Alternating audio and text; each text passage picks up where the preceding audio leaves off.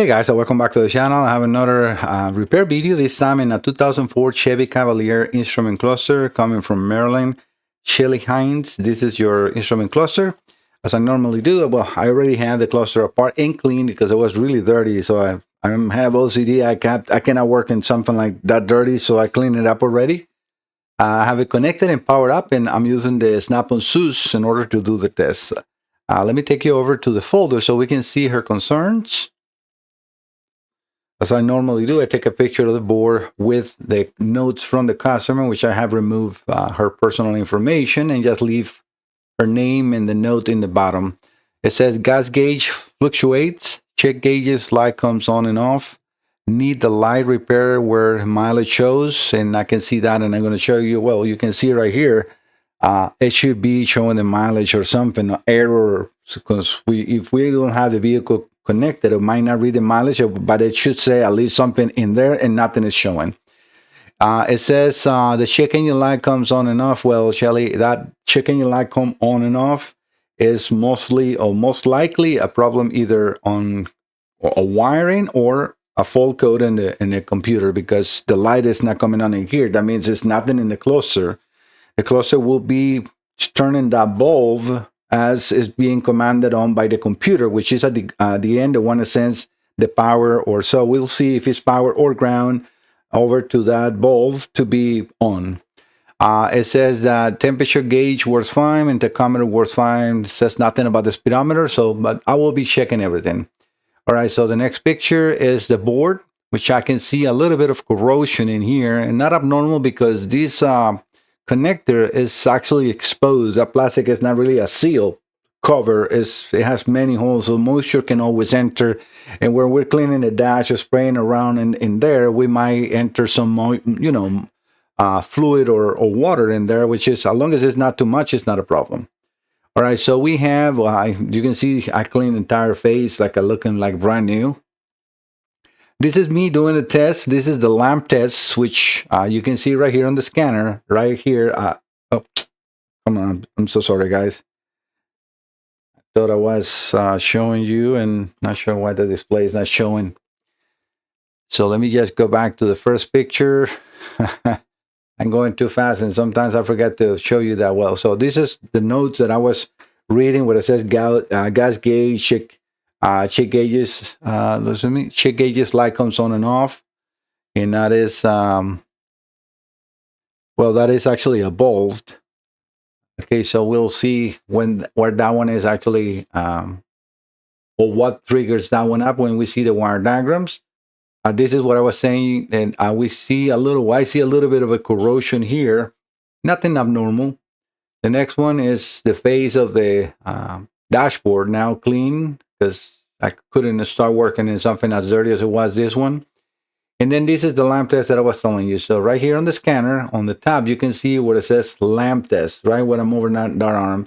And I can do it on and off. So that will turn all the lamps, but we can see in the center, right where it says mileage or kilometers in there, where I'm moving the hand, this is a little screen that would show me the mileage or errors, or you can reset the trip reading, which the button I'm removing here, this is a switch, and we'll test that is working fine, but no light in there, nothing, no reading. The next one is doing the test on the coolant, which we can see right here how the needle is now up to the top, and I will be doing the test in a second with you guys too as well, so you can see it. And I did the test on all. This is the fuel gauge, the speedometer, and then the tachometer, and all work out well. As far as connections, all right, so this is just to go quickly on the connections on this cluster. There is no pin numbers, it's like letters from, I think it's A. Let me actually put the connector so I can tell you the correct pin outs. So it goes from A to M, and it skips on letters. So we got A, B, C, D, E, F, G, H, J, K, L, M. So, and M is not being used, but we can see all the pinouts in there, and then the connections, or the connector is, as you see, all in letters as well. There's no way to confuse it because we have a center pin and then a notch. So you cannot really miss which one is A or B, and I was able to connect it without much hassle. All right, going into the powers and grounds, this diagram we're seeing right now, it shows me the powers and grounds and the communication. We have two class 2 serial datas in here. So K and L. K will go from the instrument cluster over to the PCM, and L from the PCM to the, from the cluster to the BCM, and then on its way to the instrument, to the data link connector where you connect the scanner, and that's how I have the connections right now, even though I don't have the VCM or so. All right, going into the next, let me see, that was number 1. Number 2, this is for the fuel level. So remember I was saying about the fuel level not coming, hopefully it wasn't this video. The fuel level doesn't come directly from the level sensor over to the cluster. It actually goes from the fuel tank, where the pump is located, as we see here. Let me get a box so you can see where I am. All right, so I'm here. This is the fuel level sensor signal. You see it, and this is the power control module. So this is the engine computer. So the fuel level sensor is not directly connected to the instrument cluster. So it goes from the tank over to the fuel pump, to the engine computer, and then as a message over to the instrument cluster. As a message. So if you have an erratic reading, you might have a problem in between this line. So I will recommend you to check the connections, or we have a problem on the computer, but not in the instrument cluster for the test that I have done. And we will do the test in a second. But so this is, as you see, all those signals, speedometer, tachometer, coolant, and fuel are all class 2 messages. None of them is a direct connection. So you cannot have a problem unless it's a gauge. And yes, a gauge can be, sticky or so, but we'll see that in the test. And I'm going to do a few sweep tests to see how that gauge is responding. And even though I don't see any problems now when I open this cluster, because by that light or that center not working, it's enough for me to repair this cluster. I just want to make sure that I can reproduce the concerns or not, because I can tell Shelly, okay, look, the problem we have major in here is the light. I'm going to do the full repair, but you definitely have more problems on the car, and this is what I can see up to here. So let's keep going with the test and everything, and we see if it reacts or not. All right, so let's go over to the number 3 diagram. And here is where the lights are, and also the mill, the check engine light. Let me get this out of here. Come on. I wanted to get this one so we can you can see where I am. So the malfunction indicator lamp, mill, or check engine light is wired to the instrument cluster, but it comes again from the engine computer. So it's a direct wire. It's not a message, but the one that sends that message to turn that bulb on or off is the engine computer. So by not having it connected now, the check engine light is off. If it would be a problem inside the cluster and the light comes on and off by itself, then I can say, well, then it's a problem on the instrument cluster. But if the problem is when you have it connected and something is either shorting this wire down or the computer is sending the light to be on by error or because of a DTC, a fault code. So you need to address that in the car as well, because it's definitely not happening in here. We can see how these all have power. This is a constant power because we can see the ignition in here, and then the bulb is waiting for a ground, which it comes in pin D, which it will be the one coming from the engine computer. As it says, engine control schematics, engine controls right here. So that is just briefly and a little quickly to show you how that works. As far as communications, this is the communication bus. So you can see the class 2 serial data. This is 2002. So GM uses for those years class 2 communication. So this is at the top. The DLC connector, we have 4 and 5, which is grounds. Pin 16 is a constant power. And then pin 2 is the class 2 serial data.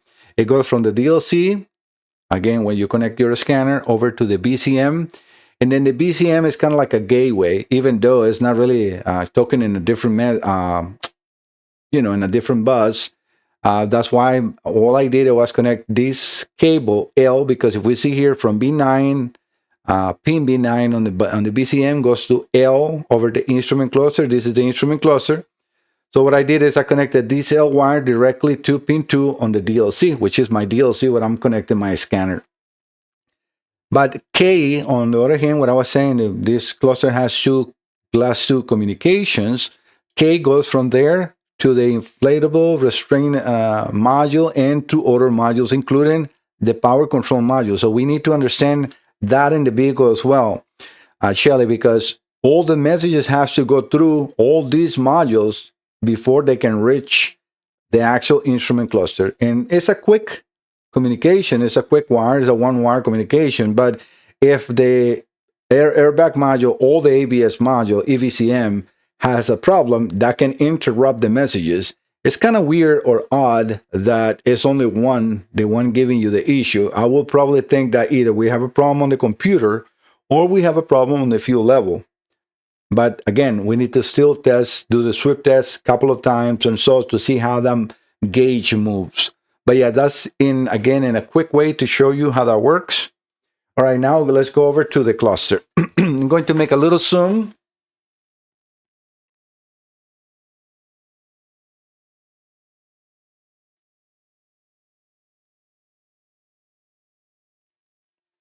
Perfect. So you can see better from the distance in there. I'm going to exit them right now in another part of the instrument cluster. So I'm going to go into functional tests in the scanner. I'm going to do first the lamp test. And as you can see, even me now doing that lamp test, the check engine light does not come on because it's not connected. That is a direct wire. Remember, it's not a message. So let me just show you that because I'm going to stop the video 1 second to just put a wire on that pin for the check engine light. All right, guys, I have just a wire right now hanging in here connected into terminal D, which is going to be a ground. So that what I need to provide in here for the check engine light to come on is a ground. So let me just ground it 1 second. And you see right here, check engine light on. I'm going to leave it on to see if it flickers or something, but it's not really a problem. So what I see right now against Shelly is that you have probably a problem in the wiring or a problem in the power control module in the engine computer, because that is definitely not happening here. All right, let me get this a little more in an angle. Yeah, you guys can see perfectly there. All right, so let's do the lamp test is on. So I'm going to turn it off, and you can see how, again, the check engine light is staying on. Why? Because it's a direct wire. Unless I unplug the wire from there, that light will not come on, and I cannot turn it on by this test because it's not a message. The rest of the bulbs are being commanded on by the cluster. You can see all those can be commanded on except for the check engine light. So I'm going to exit those. And you can see as soon as I exit the test, all those lights comes on and then goes off as normal. All right, we're going to do a sweep test. Let's start by the cooling temperature, which is right here. So all I can do in this test is just an up and down. But we can see, let me just make sure you guys are seeing that well. You can see how it goes up and down softly. And I don't have the backing on here, which is very important because when I have the cluster out like this, I have to be careful because it's dragging a little bit on the actual face because I don't have it, with all the covers.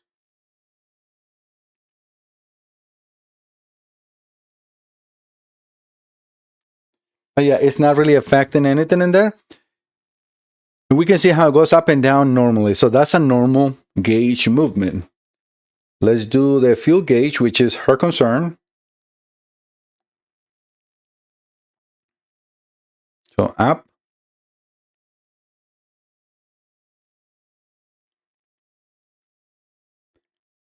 And I'm going to keep it up in there for a little bit, but we can see how that is definitely not an issue.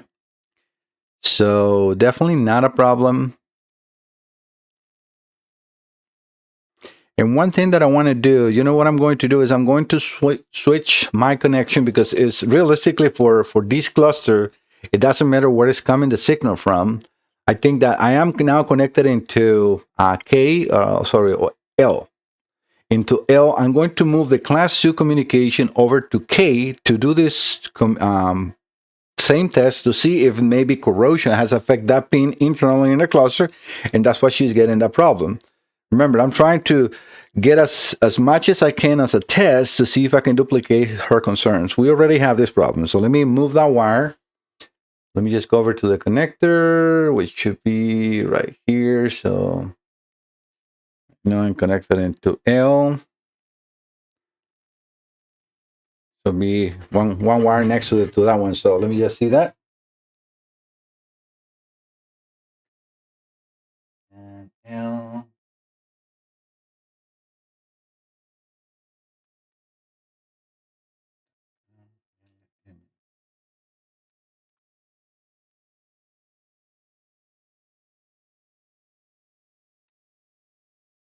And I lost communication right now with the scanner. So definitely I'm in the correct wire, right? Let's see if that works.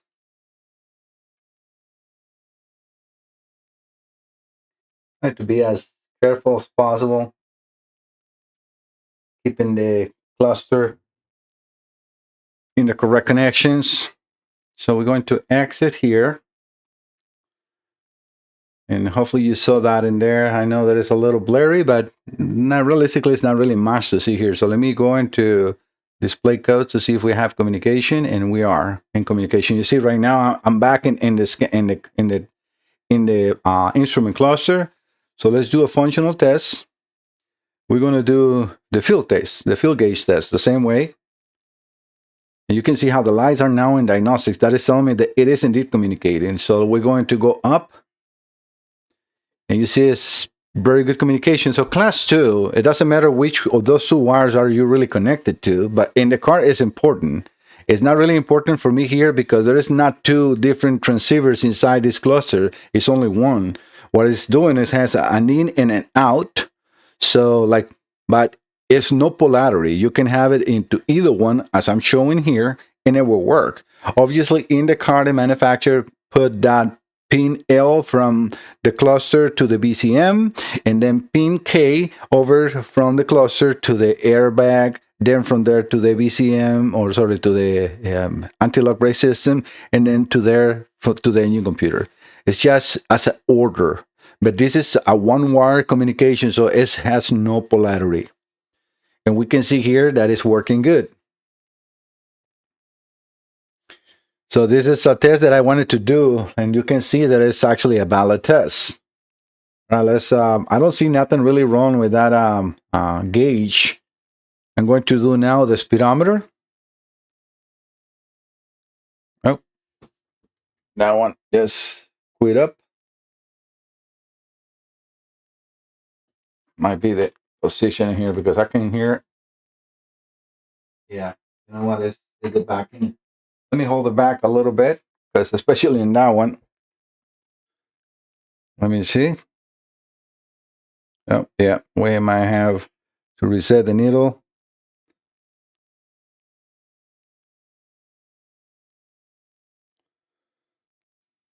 That is just because of no backing. So let me do it once again. Perfect. Yeah, that's why I wanted to hold it before, but it wasn't giving a problem, but I did on this one. But I'm glad, and here you can see it's perfectly zero, so this is not a problem. Either way, I'm going to put them new. Okay, so one more time. And the reason I'm keep going doing the test is because I want to see the if it fails. All right, guys, so I'm doing this, and if you're in the car or you are in the bench, you need to do this. So let's do the tack.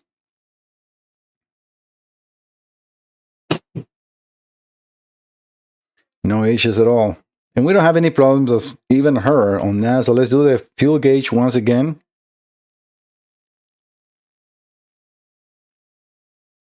It's the first gauge, right?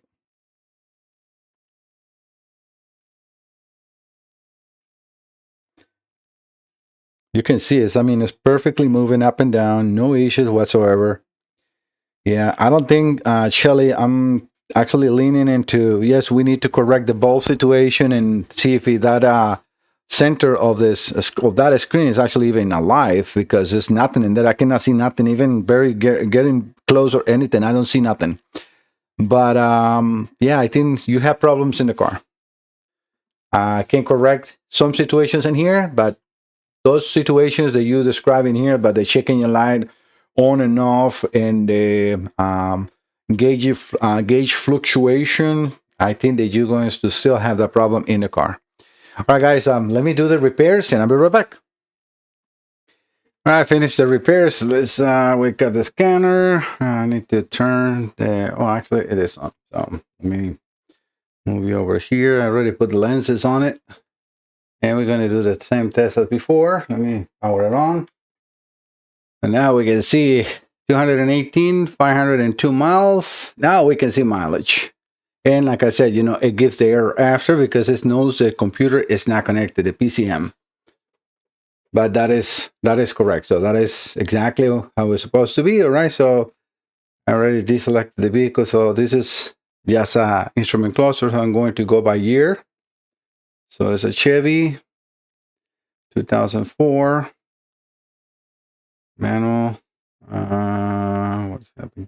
Cavalier 2.2, and that's it. I entered the instrument cluster as I did before, and we're going to go into a functional test. That's all we're going to do. Let's do the lamp test. You can see that it's responding properly. I'm going to do on and off. All right, so let's do coolant as before. Right here, this is the coolant. Perfect. And down. And they're all new stepper motors, so let me show you that. Just to show you, you know, when I have all removed, I was taking all the balls and everything out, and then get all the stepper motors, all the balls, resolder the board, clean it, etc. And that's what we have it now working. I would like to show that because I should have shown you when I have it open, but I forgot. Trying to move forward quickly. But yeah, so we have the coolant we already did. So let's go over to the fuel gauge.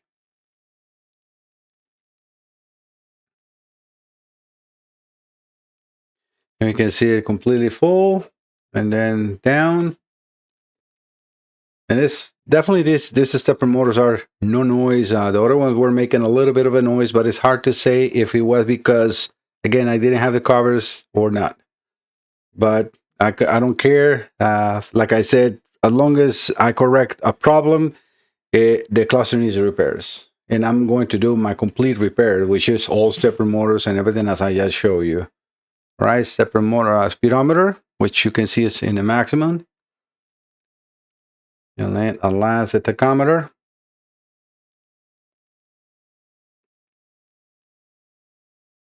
And it's perfectly. All right, so Shelly, this is your instrument cluster now fully repaired. Like I mentioned in the beginning, I still suspect that you have problems in the car. The check engine light on and off is that shouldn't be on in here, and or if it's not here, and it should be on in the car unless you have either a fault code on the engine or you have a problem on that wiring. So you need to take this to a mechanic or a shop so they can do a proper diagnosis and see what the problems are. But right now your cluster is looking like brand new and all has been repaired as far as the concerns that I can duplicate in here. And like I said, it's pretty basic cluster, nothing abnormal that I couldn't find if it needed to be corrected, and everything else was good. I did the normal solder. You know, there's a few resistors on this one that tried to like come off and things like that, but now it's all solved, and that's why we have the reading. All right, thank you so much, guys. If you have any instrument clusters, automotive or marine engine computers, I'm here to help you. I'm the best company you can get the service done with. There is no other no other company that's what I do about showing the before and after in some process of like reproducing the concern, giving the customer advice, showing wire diagrams. This has to give you peace of mind because you know what? It's nothing worse than sending to, you know, a repair to somebody and just trust.